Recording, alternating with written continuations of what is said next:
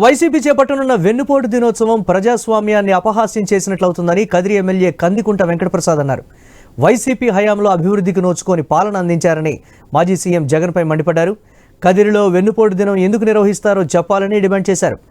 YS వివేక చావు కారణమైన YS Jagan, Avinash రెడ్డిలపై చర్యలు తీసుకోవాలన్నారు.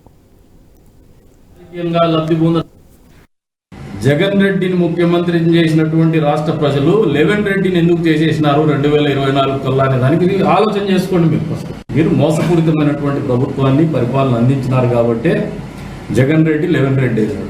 తల్లిని చెల్లిని సొంత బాబాయిని హత్య చేసి దానికి రాజకీయంగా లబ్ధి పొందడానికి సానుభూతి పొందడానికి ఆలోచించేటువంటి వ్యక్తి నాయకత్వాన్ని మీరు ఇంకా నమ్ముతున్నారంటే మీకు గతి లేదు, ఆయన గతి లేదు.